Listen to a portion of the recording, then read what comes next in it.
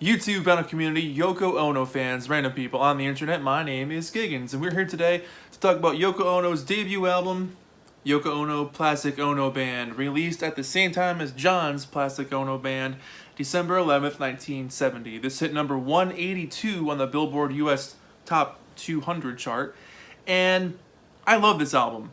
It's fun, it's raw, it's a jam, it's a ride, it's something that you put on and experience. You know, there's not necessarily anything you can sing along to per se, but it's a place you go where you really intently listen to the music. For me, it reminds me of jazz. If you put on a good jazz album, you get lost in the arrangements and the emotions and the places it carries you. That's how I feel with this, and that's how I feel about Yoko's vocals in general, where it's really an emotive experience. This was recorded between September and October 1970 at Abbey Road, at the same time as John's album, so they were working on both albums together. The only song that wasn't done during that time was called AOS, and that was recorded a couple years earlier with Ornette Coleman and Charlie Hayden. I mean, like some humongous jazz names. Very, very cool. It did not chart in the UK, and for it to chart in the US was pretty fantastic, really. It came out on LP, 8-track, and cassette when it first came out, and I mean, beyond appreciating this album now, 50 years after it's been released, to have been there at the time must have been pretty fascinating, because this was the height of the Beatles breaking up, people blaming Yoko solely for the Beatles breaking up, which is complete nonsense. And the fact that it still charted is pretty amazing. It didn't chart in the UK, because I guess people were just upset with the Beatles breaking up, but it's an experience. It's such a fun, rockin' loose album, and my favorite thing about it, beyond Yoko, is hearing the three guys jam underneath it all. Ringo, Klaus, and John. Hearing them go to places they don't normally go because they come from the pop structure, and so to always hear them be, for lack of a better term, perfect, and not hit any flub notes or not go anywhere too experimental, to hear them do things that you would never expect them to do, especially showcasing Ringo, who was never one to want to be a lead drummer, if you will, like a John Bonham or a Keith Moon. Ringo was always the one that played to the song, and there's moments on this thing where he shines, and it's fantastic. And hearing John do a lot of weird, buzzy things or slide guitar, hearing him go to different places and just expanding his mind musically. And Klaus is an unbelievably great, gifted bass player. I don't think people realize how good of a bass player he really is. I love his playing on this one. But anyway, the album opens up with the song Why, which was a single. Imagine hearing that on the radio, that'd be awesome. Yoko's just screaming her head off, and Ringo and Klaus hold this thing together really well, while John kind of freaks out, kind of following Yoko's lead. So it's a little call and response, or maybe just she's playing band leader and they're trying to keep up, basically, but it's just like a tornado. It's just, the sounds that John's making on his guitar sound like the waves of a siren. It's a really trippy experience, but this is punk before punk was punk. And it's just raw, it's aggressive, it's emotive. Hearing Yoko do her thing and take you on this trip, because the question why is a pretty big question. It's an open-ended experience, and so you're kind of getting the uneasiness, the apprehension, the tension, the anxiety, all these feelings that come with having to ask why to any sort of question. It's a sort of vulnerable state to go in, and you know, this was during the time when they were just having gone through their primal scream therapy, and so I'm sure a lot of that influenced Yoko's vocal styles on this, just as much as John did it on his album, the way he screams on Mother and a few other tracks. Hearing her go through her experiences with this simple question, why? It's a hell of a question, it's a hell of a thought. Followed up after that with Why Not, which I think is great, and it's a whole different vibe. It's a shuffle beat from Ringo. Yoko's doing more of like a whisper scream, almost ASMR before that was a thing. And her voice for me on this one, and I don't mean this to sound cartoonish, but it sounds like chipmunks falling down an escalator. The way that she carries her delivery, but yet it's so, it feels like it's thought out, but it was probably done on the spot. And I like that feeling because it sounds like she had this intuition to know what she was going to do with it, but she also went along for the ride with her own feelings at the same time. And I like that. I like that sense of journey, that sense of exploration, and not knowing where a song is going to go. I think that's one of the most exciting things.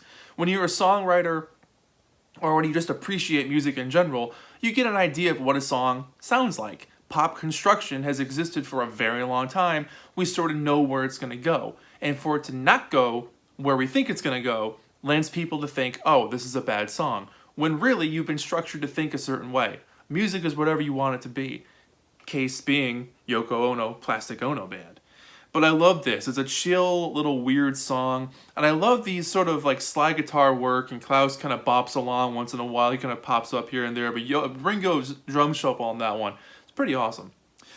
Greenfield Morning, I Pushed an Empty Baby Carriage All Over the City, is based off of a George Harrison guitar sample. So you got most of the Beatles on this thing, which is pretty cool. But I really like the dizzying amount of layered Yoko vocals on this one. It's really drenched in reverb. There's birds chirping. It's just a rolling groove. It's a very atmospheric, meditative song. I really like the comforting vibe you get from this, even though the story behind it might not be the best story. It's almost like a reflective mood, so it's kind of a somber experience. But, I mean, it's just, compared to the first couple of songs, it's almost like the come down. AOS dates back to 1968, again with Ornette Coleman, and there's a great thing that I read. There was a letter that she wrote to Ornette basically saying, like, follow me. You know, like, pick up where you want to pick up and play where you feel most confident. Come in where you feel like this would benefit the song.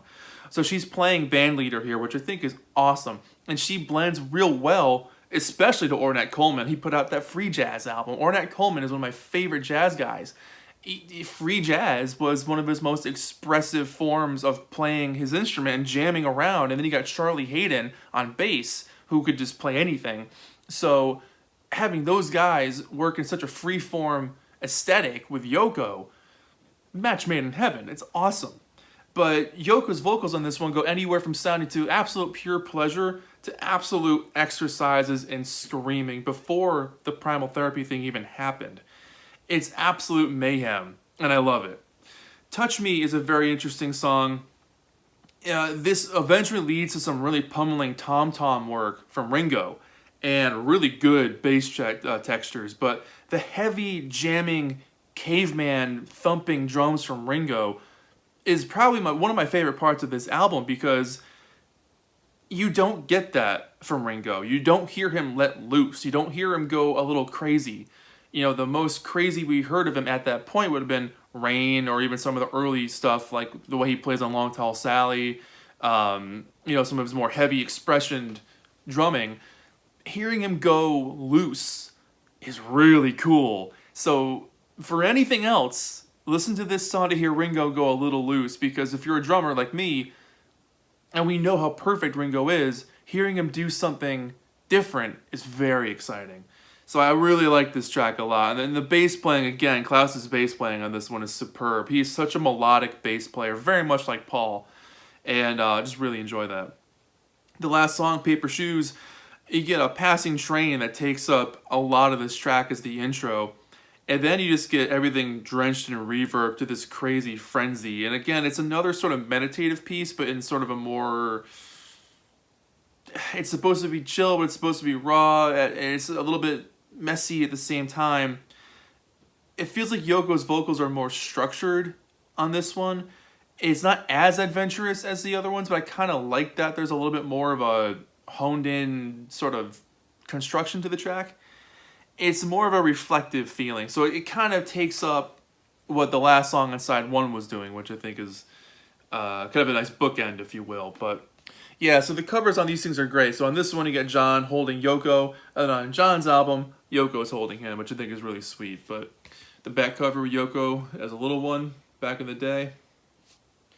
And this album, you don't see it too often. It pops up every once in a while, but it's always the one that I was looking for years. You see John's pretty often, but Yoko's doesn't pop up because it just didn't sell that well. Simple as that.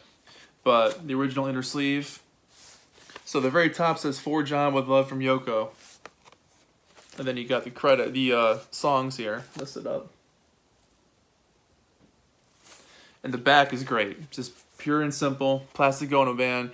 Yoko, John, Ringo, Klaus, and then they mentioned the Ornette Coleman Jazz Band. And then the credits at the very bottom, produced by John and Yoko, they mentioned the engineers, and then Salad by Mal Evans, which I think is great. But here's the inner sleeve, or the record, I should say.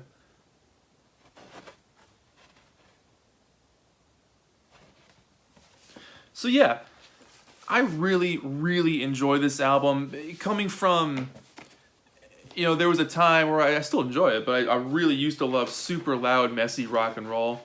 And I still do. I don't put it on as much as I used to, I guess. But, hearing this for the first time reminded me of that. And it reminded me of the fun that you have when you're just letting loose. And when you're experimenting in the studio, and you're just having a good time jamming. And I like that this is a document of that. You get to hear a jam because you get to see where these expressive, talented people go when there's no structure. And that's exciting because, like I said earlier, we're used to a certain idea of what the construction of a pop song is. So to hear it turned completely on its head is an experience. And when you put this on, it takes you somewhere. It takes you to a whole different world. It takes you to a place of like, is this comfortable? Am I uncomfortable? Do I like this? Do I not like this? And when music makes you think, that's what makes it important, I think. I mean, it's only rock and roll, but you get where I'm going with it. So for Yoko Plastic Ono Band, easily for me an 8 out of 10. I love this album. I think it's great. When I want to put on something raw and messy and rock and roll, this thing, you cannot deny this thing. And her influence would go on to influence a whole bunch of people, especially like the B-52s and people that would use a lot of vocal effects to really heighten their music, and particularly the B-52s in general. Kate and Cindy are huge fans of Yoko's. But yeah, 8 out of 10. If you haven't heard this album, listen to it. It's so damn fun. Put it on, man. That's it. My name is Giggens. This has been Yoko Ono, Plastic Ono Band. Thank you so much for watching. I'll see you in the next video. Take care of yourselves. Bye-bye.